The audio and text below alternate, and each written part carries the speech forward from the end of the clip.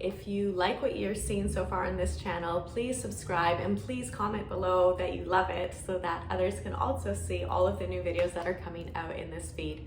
That's just sort of how YouTube land works. So today we're going to be talking a little bit about our nervous system baseline, tools that we can use to nourish our nervous system, and how we, excuse me, I've got some chaga stains in my mouth, and tools that we can use to nourish our nervous system and how we influence our children's nervous system.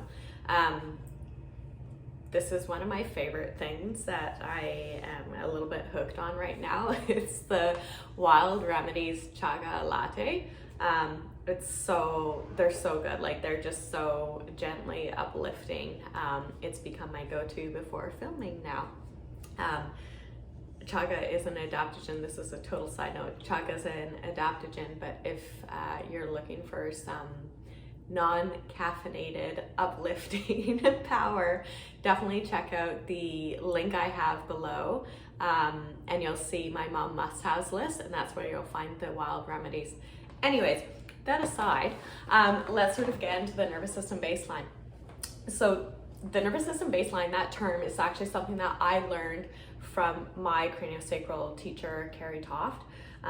And I guess I had never really thought about it in this sense before, but each of us has our own baseline where we lie. So if you think about it as a continuum from 1 to 10, 1 being so chill, like you just are super relaxed all the time, and 10 being more on the almost, I would say, to the sympathetic state, so really highly active and alert, maybe too far on that end. All of us have a space where we naturally rest, and it's different for each of us. So I'd say I'm somewhere in the middle. I can chill out when I need to, and then I tend to have a lot of energy. So anyways, think about where you sit on that spectrum. Our nervous system and our baseline is actually influenced in our formative years. So during the utero experience, if our mother, for example, is in a heightened state most of the time, so more in the sympathetic state, maybe there's stress going on in her life, which there often is when you're pregnant. So please, like, if that has been you, don't feel any guilt. We're all just doing the best that we can do.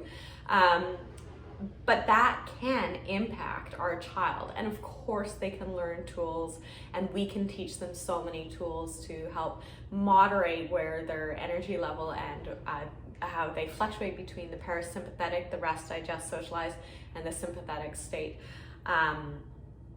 But this does influence the baseline. And full disclosure, when I had my eldest, Sophia, I was trying to run a studio at the same time.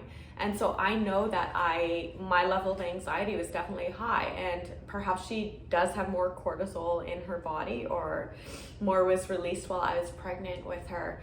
And I'm sure that has played into her nervous system. I know it has played into her nervous system. But so now it's my job to give her tools as much as I can to also help her learn how to calm her nervous system.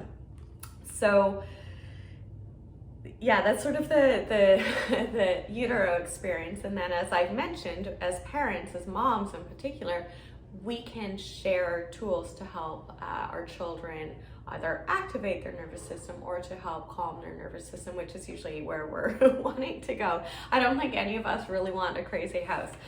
Not me anyways.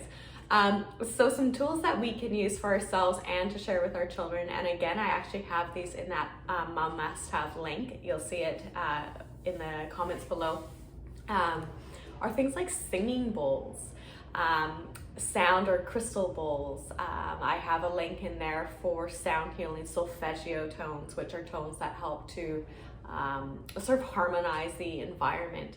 So you'll notice when you walk into a room, if there is a lot of high energy in there, or if there is maybe really loud music like death metal, for example, your body's going to feel it.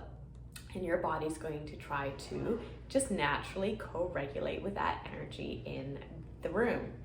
You might not like it, in which case hopefully you listen to your body and you leave, or you might like it. And the same goes for solfeggio or more calming music. Our body will try to match that frequency. So music is a really, really powerful tool to help reset the environment. Some other great ways, as we know, are through breath work, through movement, and through grounding tools to help us be more present in our body. And I'll chat a little bit more about grounding another time. So there's so many tools at our disposal that you don't need to pay for. They're free. You can Google solfeggio on YouTube as well. But it's just interesting to be cognizant of how we're all co-regulating with each other. And this sort of ties into the craniosacral nerves. As I've mentioned before, we have 12 craniosacral nerves, or there are 12 in our bodies, in the craniosacral system. And 9 of them innervate our senses. So our eyes, ears, nose, and mouth. Those all feed information from our scan that we do every 4 to 7 seconds of our environment to our brainstem and down into the vagus nerve, which tells our organs like our heart, our lungs, our digestive system, if we're going to respond in a sympathetic state, so an activated state, so which is associated with fight and flight, or in a calm parasympathetic state, rest, digest, and socialize. So it's really important to sort of understand how we're impacting each other. And as moms, we serve, or as parents, educators, we serve as the guide and to hold space for the environment. So like I said, there's so many tools at our disposal that we can use to change the energy in the environment. And it's really important for us to be conscious of the energy that we are also giving out, which is why I think it is so important to connect with ourselves every couple of hours and just do a little internal check. I tell my clients all the time, go to the washroom. Every single time you're in the loo, close the door, connect with yourself, notice your breath, notice the sensations and emotions in your body. And if you need to let it go through breath or however works for you, movement, sound, and come back. And then you will notice a change in the environment and in your children. I hope that was helpful. It was a little elaborate. If you have any questions, please feel free to note them down below or comment below. Again, please subscribe, turn on your alerts if you want to know when the next video is coming out. And yeah, please share this channel with any other parents, educators, moms that you think could use some of these tools. Have a lovely day.